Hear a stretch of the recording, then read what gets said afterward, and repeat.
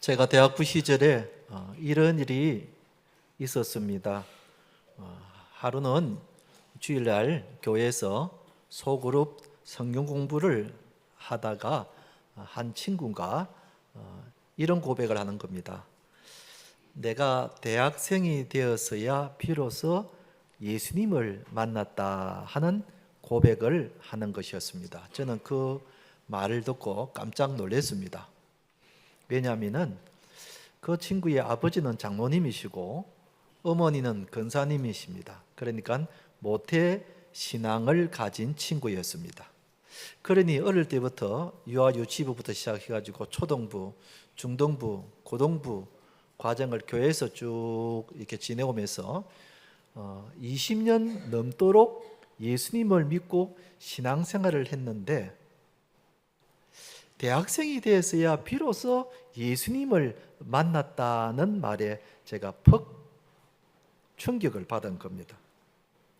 아니 그동안 20년 동안 교회를 다니면서 예배도 드리고 성경 공부도 하고 그랬을 건데 어째서 그때 예수님을 만나지를 못했는가? 그러다가 대학생이 되어서야 비로소 예수님을 만났다는 것입니다. 당연히 이 친구는 대학생 때 예수님을 만난 후부터 삶이 달라지기 시작했습니다. 그동안 간간히 마시던 술도 끊고 그리고 성경과 기도 생활을 많이 가지게 되었고 교회에서 교사로 헌신을 하게 되었고 경건 생활에 전념하게 되었습니다. 예수님을 만난 후부터 이 친구의 인생이 완전히 달라지기 시작한 겁니다. 비슷한 경우입니다만 저도 마찬가지였습니다. 저는 모태신앙은 아닙니다만 어릴 때부터 꾸준히 교회를 다녔더랬습니다. 초등부 시절 그리고 중등부 시절 고등부 시절 교회를 다녔더랬습니다. 그런데 저 역시 예수님을 인격적으로 만난 것은 고등학교 2학년 겨울 방학 때였습니다. 어릴 때부터 교회를 다니면서 예배를 드렸는데 저 역시 예수님을 만났을 때는 고등학교 때였습니다. 예수님을 만난 후에 저의 신앙생활의 삶이 완전히 달라졌습니다. 그때부터 하루 종일 교회에서 살았습니다. 주일날 되면은 아침에 와서 찬양 연습을 하고 그리고 이렇게 찬양대에 헌신을 하고 주일 예배를 드리고 점심을 먹고 오후에는 고등부 예배를 드리고 저녁을 먹고 그때는 저녁 예배가 있었던 시절이었는데 저녁 예배를 드리고 그리고 마치고 집에 가면 보통 9시, 10시였습니다. 주일날 하루 종일 교회에 있었지만은 피곤한 줄 몰랐고 그때가 참 즐거웠던 시절이었습니다. 그리고는 비로소 대학생이 되었을 때에 목사로 부름을 받고 헌신을 결심을 하게 됩니다. 그래서 그때부터 제가 목사의 길로 걸어가고 있는 것입니다. 저의 인생이 달라진 것은 바로 그때 예수님을 만난 후부터 저의 인생이 달라지기 시작했습니다. 여러분, 내가 예수님을 믿는다는 것과 예수님을 만난다는 것은 그것은 다른 것입니다. 그 차이가 많습니다. 내가 예수님을 믿으면 구원을 받습니다. 그러나 내가 예수님을 만나지 못하면 구원은 받지만 내 삶은 변하지 않는다는 것입니다. 그렇기 때문에 우리가 예수님을 만나야 합니다. 예수님을 만나야 내 삶이 변하고 내 인생이 바뀌고 내 생각이 바뀌고 내 가치관이 바뀌게 되는 것입니다. 그래서 우리는 예수님을 믿는 것으로 만족해서는 안 되고 예수님을 만나야 하는 것입니다. 만나는 자리까지 우리가 나아가야 하는 것입니다. 한번 따라합시다. 예수님을 만납시다. 예수님을 만납시다. 그래서 오늘은 말씀을 통해서 우리가 예수님을 만나면 어떻게 변화가 되는지 그리고 어떻게 하면 예수님을 만날 수 있는지에 대해서 말씀을 들을 때에 우리 모두가 오늘부터 인격적으로 예수님을 만나는 성도님 되시기를 주님의 이름으로 축원드립니다. 첫째는 우리가 예수님을 만나면 어떻게 되는가? 사는 게 즐겁고 행복해진다는 것입니다.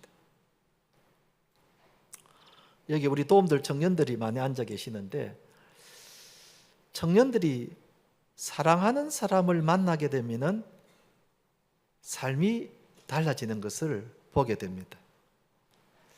여러분, 사랑하는 사람이 생기면 어떻게 달라지는가? 무엇보다 화장에 신경을 많이 쓰게 됩니다. 옷차림이 이전보다 달라지게 됩니다.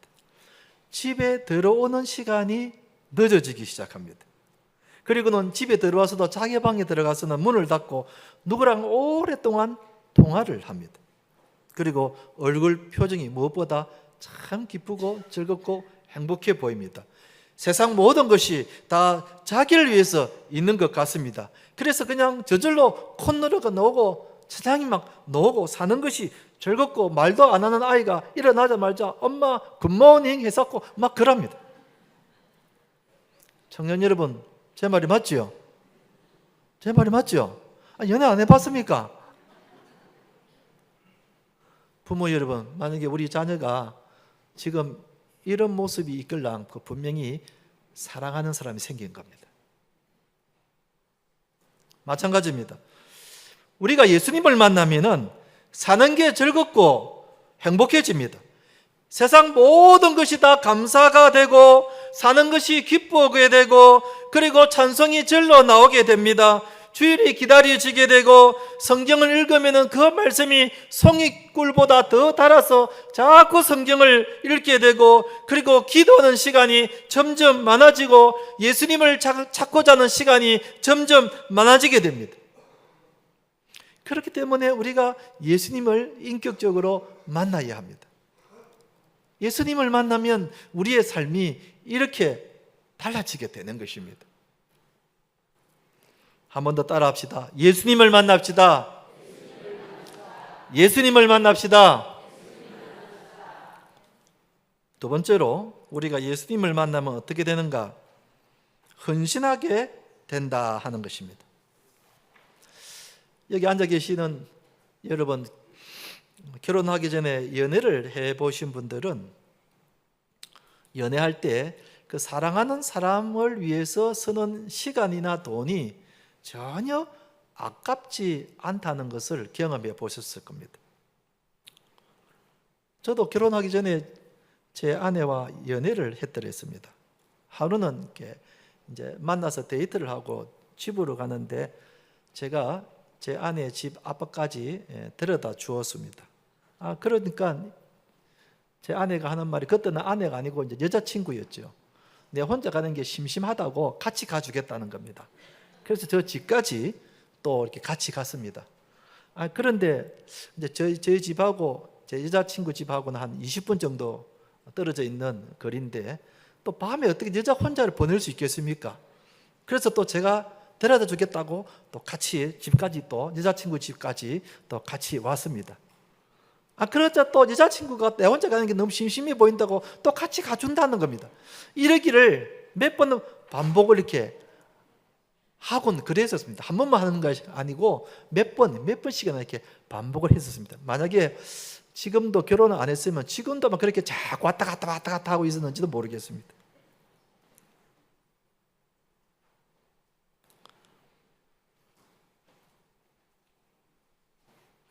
누가 옆에서 보면은 이상한 사람 같이 보일 겁니다. 그런데 밤새도록 그렇게 해도 전혀 힘들지 않는 겁니다. 왜요? 사랑하기 때문에 그럽니다. 시간 낭비라고 해본 적이 한 번도 없었습니다. 그만큼 사랑하면은 헌신하게 된다는 겁니다. 여러분, 연애를 해봤던 시절 있었죠? 돈을 쓰는 게 아깝지가 않습니다. 돈이 있으면 뭐든지 사주고 싶고, 그리고 선물하고 싶고, 그게 당연한 마음입니다. 저도 연애하면서 돈 많이 썼습니다. 여러분, 제 결혼하는데 돈 많이 썼습니다. 그런데 하나도 아깝다는 생각이 안 들었습니다. 그냥 그래도 막 사주고 싶은 겁니다. 사주고 싶은 겁니다. 청년 여러분, 맞죠? 대답이 없습니까, 여러분? 돈만 있으면 뭐든지 사주고 싶어요. 그게 하나도 아깝지가 않는 겁니다. 왜요? 사랑하는 사람을 만났기 때문에 그렇습니다. 마찬가지입니다. 우리가 예수님을 인격적으로 만나면 그 예수님을 위해서 헌신하게 됩니다. 그런데 그것이 결코 아깝지가 않습니다. 오히려 어떻게 하면 예수님을 위해서 내가 헌신할까 하는 그런 생각이 더 많아집니다. 그래서 예배를 드리고 싶어지고 헌신하고 싶어지고 그리고 헌금을 드리고 싶어집니다. 내가 어떻게 하면 사랑하는 주님을 위해서 내가 헌신할까, 그 생각이 늘 마음속에 자리를 잡고 있습니다. 사복음서에 나오는 향유옥합을 드린 마리아를 보십시오. 자신의 큰 죄를 용서해 주신 그 예수님을 만났을 때 이 마리아가 300데나리오나 되는 향유옥합을 깨뜨려서 예수님의 발 아래 놓았다 그랬습니다. 300데나리온 같으면 요즘 말로 하면 최소 3천만 원 이상 되는 그에게 향유옥합이었습니다. 그 3천만 원 이상 되는 그 귀한 향유옥합을 예수님 앞에 깨뜨렸는데 옆에서 보고 있던 제자들은 그걸 보고 아이고 아까봐라 그랬습니다. 그 비싼 향유옥합을 깨뜨리니까 아깝다고 생각한 겁니다. 그러나 마리아는 결코 아깝지가 않았습니다. 왜요? 사랑하는 예수님을 만났기 때문에 그랬습니다. 내 죄를 용서해 주신 구세주 예수님을 만났기 때문에 그 비싼 향유옥합이라도 아깝지가 않았던 것입니다. 아니 그 이상이더라도 예수님을 위해서 바치고 싶었을 것입니다. 이게 사랑하는 사람을 만났을 때 느끼는 마음입니다. 우리가 왜 헌신이 안 되든가, 시간이 없어서, 바빠서, 혹은 집이 멀어서 아닙니다. 내가 아직 예수님을 인격적으로 만나지 못했기 때문에 그렇습니다. 내가 아직까지도 사랑하는 예수님을 만나지 못했기 때문에 헌신이 안 되는 겁니다. 사도 바울을 보십시오. 다메섹으로 가는 길에 그 예수님을 만나자 그가 180도로 바뀌지 않았습니까? 그의 전 인생을, 결혼도 하지 않고 그의 목숨까지도 우리 예수님을 위해서 헌신하게 되었는데 그것이 왜 가능했는가? 예수님을 만났기 때문에 그랬습니다. 사랑하는 예수님을 만났기 때문에 한평생을 예수님을 위해서 바쳤지만 하나도 아깝다는 생각이 들지 않았던 것입니다. 그렇기 때문에 우리가 예수님을 만나야 하는 것입니다. 인격적으로 예수님을 만나게 되면 내가 예수님을 위해서 무엇을 바칠까, 무엇을 드릴까, 무엇을 헌신할까 하는 생각이 내 마음속에 가득 차서 거기서 헌신이 나오게 되고 주님께 헌금을 드리게 되는 것이고 주님을 위해서 내 마음을 바치게 되는 겁니다. 사랑하는 성도 여러분, 우리가 예수님을 인격적으로 만나서 헌신하시는 우리 성도님 되시기를 주님의 이름으로 축원드립니다. 또 예수님을 만나면은 어떻게 되는가? 마음이 평안해진다 그럽니다. 저희 교회에 등록하신 새가족들 대부분이 저를 만나서 하시는 말씀이 목사님, 내가 교회를 다니고 난 뒤부터는 어찌 그렇게 마음이 평안한지 모르겠습니다. 전에는 걱정이 많고 밤에도 이런 걱정 저런 걱정 때문에 잠도 잘 오지도 않고 그랬는데 내가 예수님 믿고 교회 나고 난 뒤부터는 마음이 평안해졌다는 것입니다. 예수님을 만난 겁니다. 예수님을 만나니까 마음이 평안해지는 겁니다. 여러분, 예수님을 만나면 어떻게까지 되는가? 우리 교회 한 집사님이 병원에 입원을 했었습니다. 누구든지 병원에 입원을 하면은 긴장하게 되고 밤에 잠이 잘 오지 않습니다. 내 이 병명이 뭘까? 지금 이것저것 검사를 하고 있는데 결과가 어떻게 나올까? 이런 생각 저런 생각 때문에 밥맛도 없고 잠도 잘 오지 않고 그냥 긴장이 되고 마음이 편치 못하는 것이 이게 누구나 마찬가지입니다. 그래서 신방을 갑니다.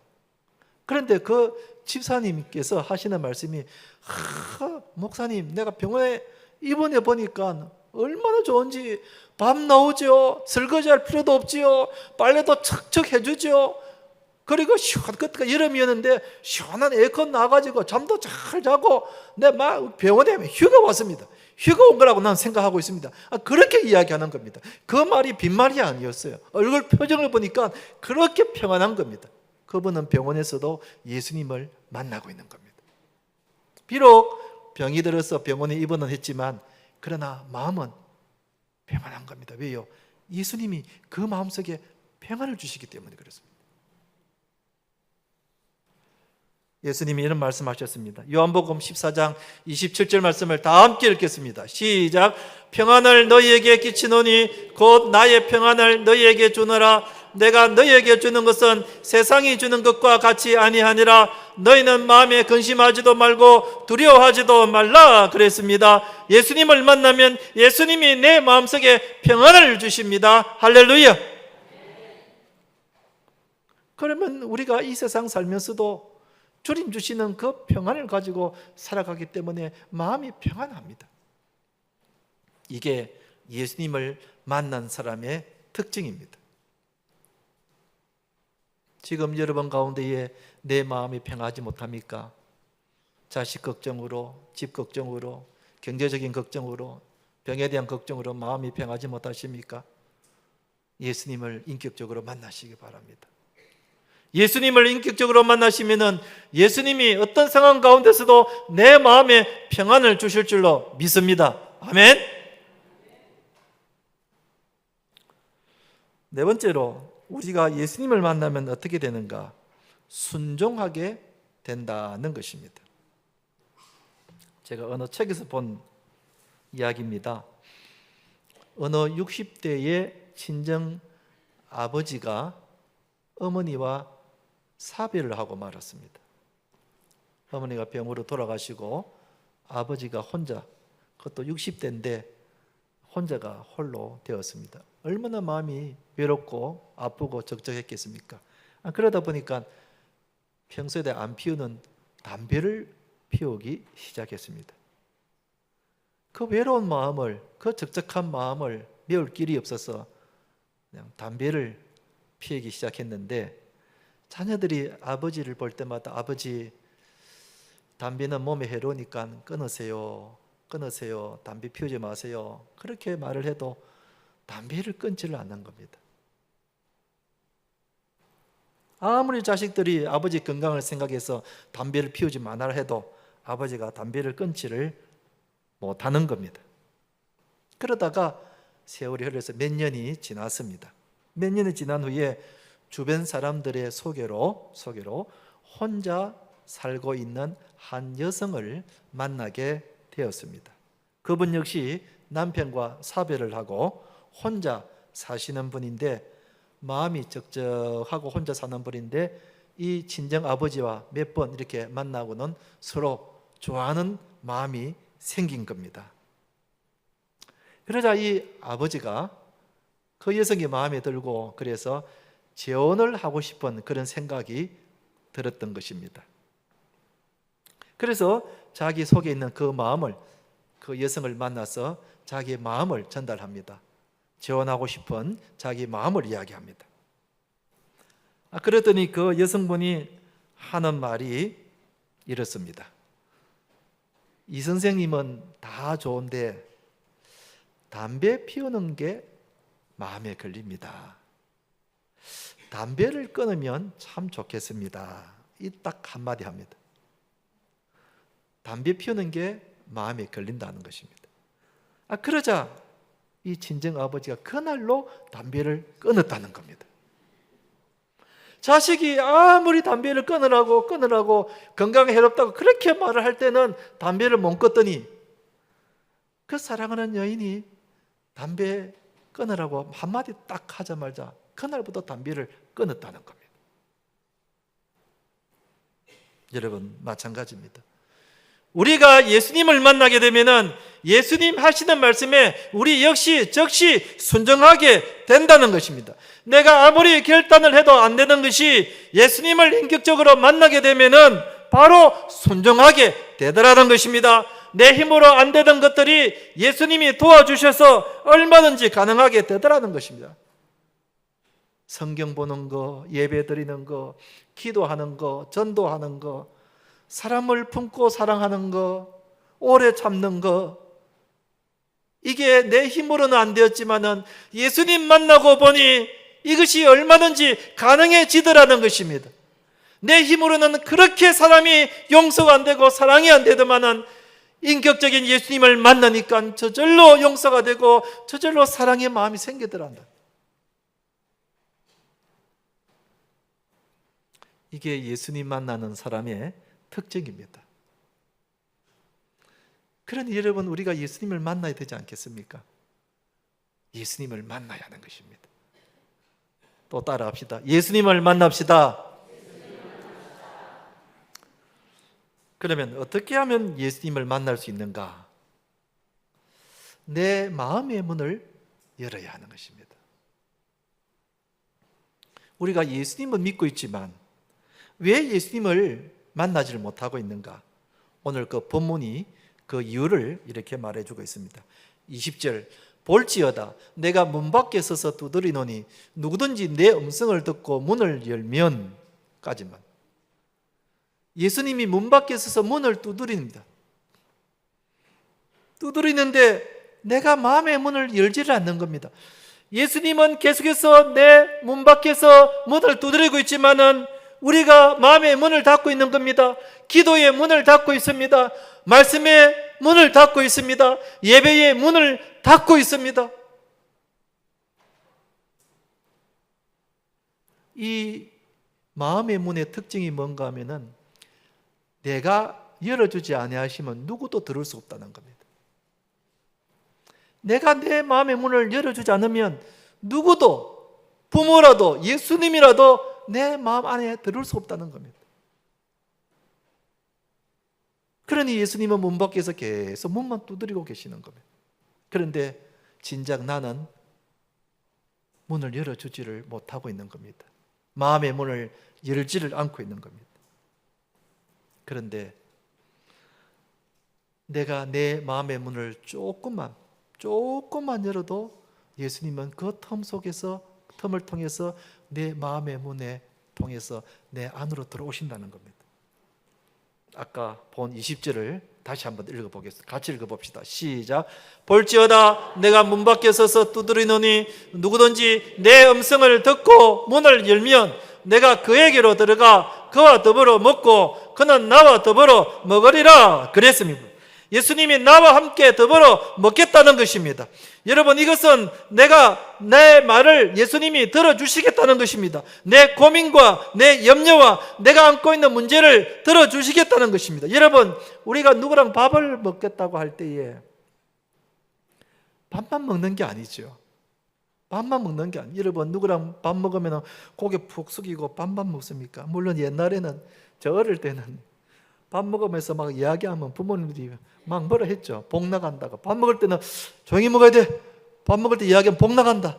아마 그래서 그런지 말을 잘 안 하는 습관이 있습니다만, 그러나 밥을 먹을 때는 밥만 안 먹습니다. 말을 하면서 먹습니다. 이 이야기 저 이야기. 여러분, 누가 친구가 여러분 보고 나랑 밥 한번 먹자, 그것은 밥만 먹자는 뜻이 아니라 할 말이 있다는 그런 뜻입니다. 할 말이 있거나 아니면 너 이야기를 한번 듣고 싶다는 그런 뜻이지, 그냥 밥만 먹자고 만나자고 하는 것은 아닙니다. 밥을 먹으면서 우리는 내 마음에 있는 이야기를 다 합니다. 이 이야기 저 이야기 하면서, 그러면서 밥을 먹자. 그러니까 예수님이 밥을 먹겠다는 것은 그만큼 우리와 친밀해지시겠다 그런 뜻입니다. 여러분, 오늘날 갈수록 혼자가 되어가는 세상이 되어버렸습니다. 혼자 살고 혼자 밥을 먹고 혼자 잠을 자고 결국은 혼자 고독사하는 이런 안타까운 현상이 갈수록 점점 심해지고 있습니다. 여러분, 내 주변에 사람들이 얼마나 많습니까? 이 앞에 부산대 앞에만 가보더라도 사람들이 얼마나 많은지 모릅니다. 이렇게 더운 날에도 낮에 가보면 사람들이 바글바글 합니다. 그런데 나 혼자인 겁니다. 내 이야기를 들어줄 사람이 없는 겁니다. 내 고민을 들어줄 사람이 없는 겁니다. 내 슬픔을 나눠줄 사람이 없는 겁니다. 사람들은 많은데 언제나 나 혼자밖에 없는 겁니다. 그러니 더 힘들고 더 괴로운 겁니다. 그러나 우리 주님은 언제나 나와 함께 하십니다. 아멘. 나를 만나주시고 내 외로운 마음속에 들어와 주십니다. 내가 내 마음의 문을 조금만 열어주면은 예수님이 내 마음속에 들어오셔서 내 모든 이야기를 다 들어주십니다. 그리고 나를 위로해 주시고 내 고민을 들어주시고 내 아픔을 치유해 주시는 것입니다. 그러므로 우리는 예수님을 만나야 하는 것입니다. 그 예수님 만나면은 내 마음에 있는 이 고민과 이 아픔을 치유받을 수가 있는 것입니다. 아멘. 지금까지 예수님을 믿고 교회를 다녔지만 아직까지 예수님을 인격적으로 만나지 못한 분이 계시다면은 오늘 이 말씀을 듣고 주님, 내가 주님 만나기를 원합니다. 내가 주님을 인격적으로 만나기를 원합니다. 주님, 내가 내 마음의 문을 열고 주님이 내 마음속에 들어오시기를 원합니다. 이제는 결코 내 혼자가 아닌 주님과 함께 언제나 살아가기를 원합니다. 그런 마음을 가지시기를 축원합니다. 아멘. 그러면 예수님은 언제든지 내 마음속에 들어오셔서 내 이야기를 들어주십니다.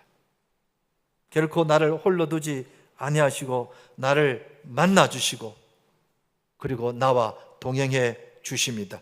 그 예수님을 우리가 매일매일 만나야 하는 것입니다. 아멘. 그 예수님을 이번 한 주간도 우리가 매일매일 예수님을 만나야 하는 것입니다. 말씀을 통하여, 기도를 통하여, 예배를 통하여, 묵상을 통하여 내 마음속에 계신 그 예수님을 매일매일 만나야 하는 것입니다. 그럴 때에 사는 것이 기쁘고 즐거운 것이고 마음이 평안해지는 것이고 그리고 행복한 인생을 살아갈 수가 있는 것입니다. 그 예수님을 내 마음속에 모시고 만나고 사셔야 하는 것입니다. 아멘. 이제 말씀을 맺겠습니다. 우리가 예수님을 믿는 것과 예수님을 만난다는 것과는 다릅니다. 우리가 예수님을 믿으면 구원은 받지만 그러나 예수님을 만나지 못하면 내 삶이 변하지 않습니다. 그렇기 때문에 우리는 예수님을 매일매일 만나야 합니다. 그 예수님으로 인하여 이 광야 같은 세상을 살아갈지라도 우리가 천국 같은 삶을 살고 내 마음의 기쁨이 충만하며 그 예수님과 영원토록 행복하게 사시는 우리 성도님들 되시기를 주님의 이름으로 축원드립니다.